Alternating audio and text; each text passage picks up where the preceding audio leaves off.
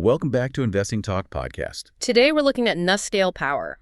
As usual, before we start, subscribe, like, and comment to this video to support the show. And if there's a specific company you want us to look into, leave it in the comments below. So let's get into the analysis. For a long time, advanced nuclear, especially SMRs, felt like more of an academic discussion. Yeah, something that was always 10 years away. Exactly. But what we're seeing now is this collision. You have this long-term tech story suddenly hitting massive deployment contracts and, maybe most importantly, getting the full regulatory green light. And that's really the core of it. We need to break down what's been happening lately, all the news and catalysts, so you can really get a handle on the risk and reward here. This is, essential if you want to understand how these huge capital and intensive energy companies actually finance their future. And how they navigate those bureaucratic mazes that can just crush smaller companies. That's where the real advantage starts. So let's start right there with that competitive advantage. Because with NuScale, it really all comes down to the regulators, doesn't it? It really does. They got accelerated approval from the U.S. Nuclear Regulatory Commission, the NRC, for their standard design. And I know that sounds technical, but it's a seismic event for the industry. A huge deal. So what does that actually unlock for them? Well, think of that NRC approval less like a permit and more like a competitive firewall, a regulatory moat, as people call it. Right. It means the NRC has already signed off on the core design. The fundamental safety stuff is done. So any utility that wants to use a NuScale reactor doesn't have to go through that, decade-long, multi-billion-dollar process all over again. They just need to get the site-specific permits. Precisely. Meanwhile, all their competitors are still years away from that milestone, still trying to get their basic designs approved. This first-mover advantage just gives them incredible credibility. And that credibility immediately turned into massive contracts. We saw it in August 2025, that landmark deal with One Energy and the Tennessee Valley Authority. The TVA deal. Yeah, and this isn't some small pilot program. It's the largest SMR deployment in U.S. history. We're talking about a 6-gigawatt program. 6 gigawatts is. Put that in perspective. It's enough carbon-free baseload power for millions of homes. It's the equivalent of several massive conventional nuclear plants. This is a real deployment initiative. It shows deep institutional buy-in. And then just 2 months later, they doubled down.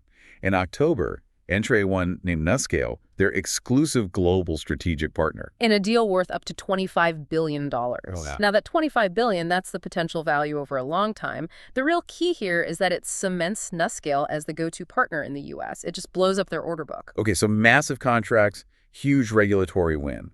But we have to balance that excitement with the financial reality of a company like this. It takes a ton of money to get these things off the ground. Exactly. And when you dig into the financials, you see that story playing out.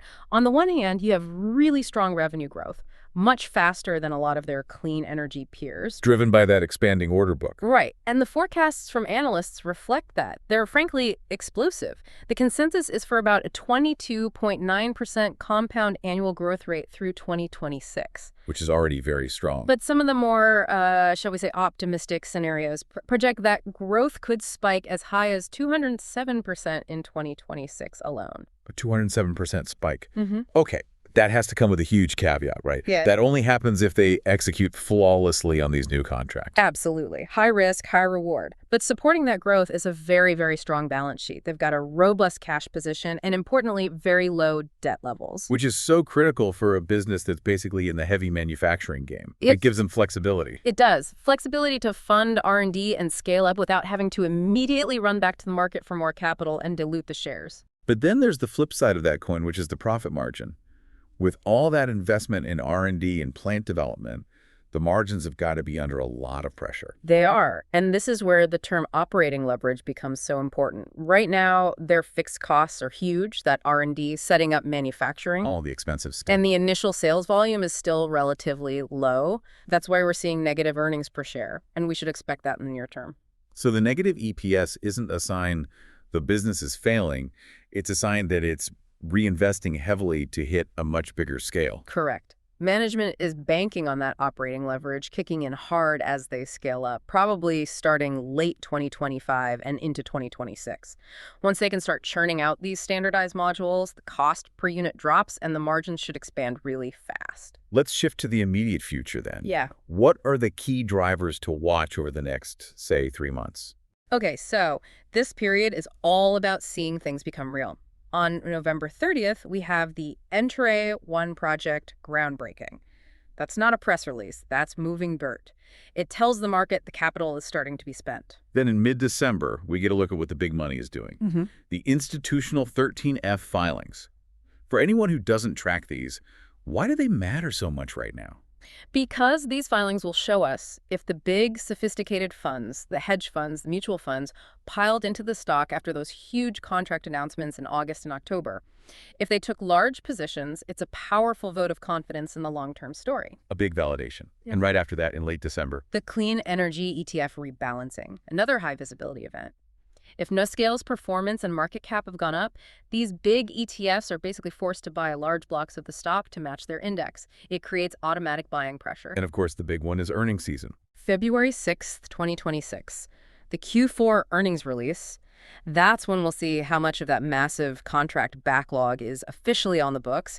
And you can bet analysts will be pressing management for a clear timeline on that operating leverage. Beyond those scheduled events, what about the rumors? What's the chatter moving the stock? There's persistent talk about international partnerships. We're hearing about potential deals in Asia and Europe, places that are desperate for reliable, carbon-free power. That NRC approval carries a lot of weight globally. And on the domestic front? Speculation about more grants from the Department of Energy early next year. But the most interesting rumor is about privatization, the idea that a huge energy conglomerate might see it as cheaper and faster to just buy NuScale outright rather than try to build their own SMR division from scratch. That's a compelling thought. So let's wrap this up with a look at the technicals and the overall picture. The stock's had a strong reversal. It's trading around 37.50 right now. What are the charts telling us? The technicals are pretty supportive. The price is above both the 50-day and 200-day moving averages, which is a classic bullish sign for both the medium and long term. And momentum indicators like the MESI are positive, which confirms their strong buying pressure. And the analyst price targets reflect that optimism. They're aggressive. The average is in the high 30s to low 40s, but the highest target out there is $60. From current levels, that's, over 160%? Potential upside? It's huge. But let's ground ourselves in reality here. What are the top 2 risks you have to be monitoring? Number 1 is pure execution risk. Building and deploying nuclear hardware is incredibly complex. The whole story hinges on them delivering these projects on time and on budget. Any serious delay could really hurt sentiment. And the second risk is tied right into that, cost overruns. Yep. Scaling up the specialized supply chain for these reactors is a major challenge. You have to watch cost controls like a hawk. If the supply chain can't handle the scale, costs could balloon and eat into those future margins before they even appear. So to pull it all together, NuScale seems exceptionally well positioned. They have the regulatory moat, they have the landmark deals, and a whole string of potential catalysts just in the next few months. Which leads to the final provocative thought you should be considering. With this overwhelming global need for carbon-free baseload power, and with NuScale's huge head start, how likely is it that those rumors about a buyout accelerate?